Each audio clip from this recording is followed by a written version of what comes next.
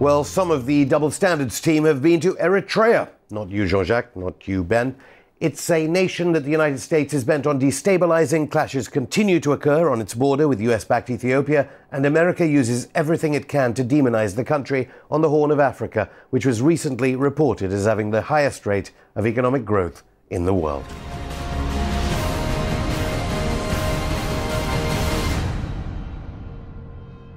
Welcome to Double Standards, Mr. President.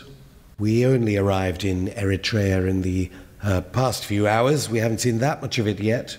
But one thing is for sure, the mainstream media right around the world hate your country, hate everything to do with it. Why do you think they hate Eritrea so much? It's part of their psyche.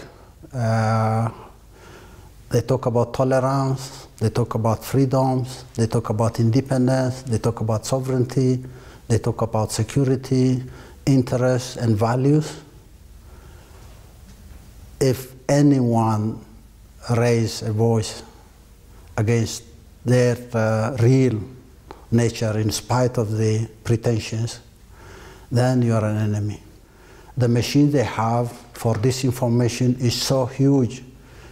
Your machine is relatively insignificant, and given that imbalance, all these lies, distortions, how much time can you afford to address these issues for a small nation like Eritrea that is one of the youngest of nations, building its own infrastructure, focusing on real issues? Of course, media manipulation, public relations is one side of the coin. There's an even arguably more serious aspect to this, which is, of course, military aid. And we've seen in developing nations destabilization using military means.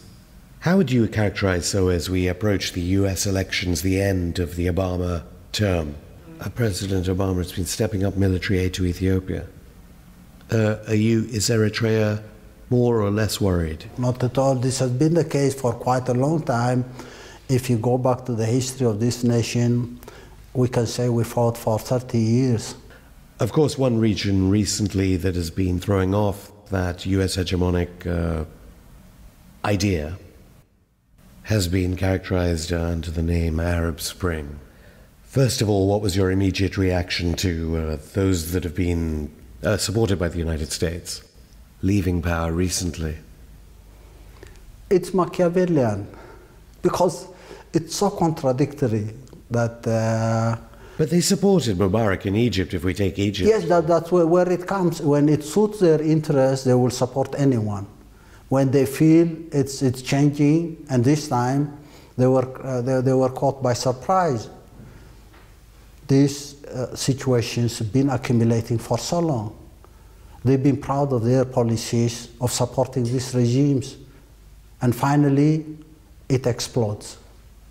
People in the streets come out, like Wall Street, many places in Europe. It's phenomenal. It's not only an Arab Spring. I don't even call it an Arab Spring.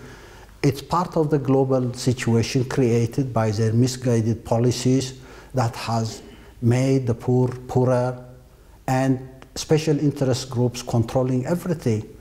Ultimately, that polarization will have to lead to some kind of revolt. And people are revolting everywhere. It's not in the Arab world, it's not in Africa, it's not in Europe, it's everywhere. That is what we've been told is globalization. Globalization in their own way that has created this explosive situation. When it explodes and they see it suits their own interests, then they can shift 180 degrees and go and say they would support popular uprisings here and there. The question is, why were we supporting those repressive systems, and immediately you shift to the other side? What is it about? Is it about interest? Is it about values? How can we understand these conflicting developments in a short time? I think we don't need to bother about how they behave. Their behavior is based on their own culture, on their own psychology, but we need to really read what's going on and how do we benefit from this development. That I think the focus of, we shouldn't be surprised to see these pretentious, deception, contradictory positions every now and then. It's part of the culture. But if you are in Libya, obviously so recently destabilized by NATO, masses of weapons now affecting Mali on that side. Some elements in Cairo, we don't know how the United States is playing a role behind the scenes. We know that in East Africa, the United States continues to play its role. They haven't taken their eye off the ball in these situations. I think you need to be patient and try to read the events not on a day-to-day, hour-by-hour basis, but you have to give it time. What you see in Libya, what you see in Egypt, what you see in Tunisia and other places, put yourself in a situation 3-4 years down the road. And how would you expect things to evolve at that point in time? And the trend is very obvious. If you're trapped into the day-to-day events and try to interpret every event, then you're disillusioned about the reality. We'll have to wait and see. The trend is very obvious, and we need to evaluate any situation taking stock of the basics. What are the basics? Are people happy? Is this change going to satisfy the populations that are in the uprising? Is the cumulative result going to change the region or even a continent? And how does that link or connect to situations in Europe, the United States, Asia? And how possibly can the people of this region work towards changing the reality that they have been in? And in the absence of organized political groups, in the absence of organizations that can lead, in the absence of a clearly defined program for all these things, it's a spontaneous explosion. Spontaneous explosions have their cause. It's obvious that they are caused by the injustices that we've witnessed the last 2-3 decades. But is there a clearly defined program? Are people organized to achieve certain goals in a planned manner? In that case, that's where you need to have time. Things are changing. Injustices are intolerable. No human being, no community, no nation will bow to injustices. They may be intimidated for some time, they may be manipulated for one reason or another, but ultimately it doesn't work. These are explosions, these are uprisings we see happening. Where they go is well, even when there was a big workers' movement, crises in certainly the 20th century led often to explosions that were fascistic. I mean, you know, Mussolini's palace here being an example of that. Watching events in Europe where many European countries have been tied to what some of those individual powers are now saying is imperial, Eritrea being so self-sufficient, what has been your perspective on this European crisis? I think it's part of the global phenomenon. We shouldn't be focusing on individual case, Greece, Spain, Portugal, Italy. No, that's not the case. This is a socio-economic, a social, political, cultural system that is crumbling. Initially, it was seen as a model for everyone. In spite of criticisms coming from here and there, criticisms were hushed, and everybody was forced to be silenced by what they were telling us.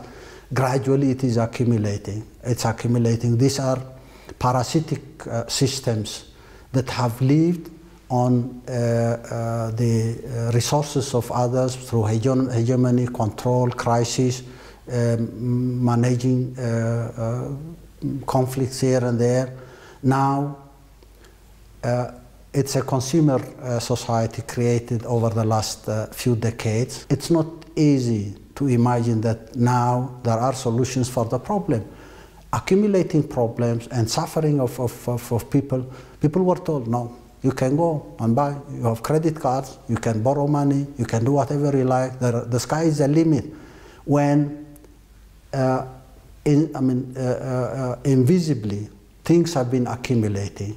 And now we can talk about numbers, debts of governments, fiscal mismanagement, the injustices in society, the perception that this is the best option for everyone, individuals can get what they wish without even toiling for what they get. Ultimately, that accumulates to become a time bomb. Now people are trying to manage or avoid even this time bomb exploding. But I can imagine this is not a savable situation. And you will see probably Greece, Spain, Portugal, Italy, and others may come. Mr. President, thank you so much for coming on Double Standards.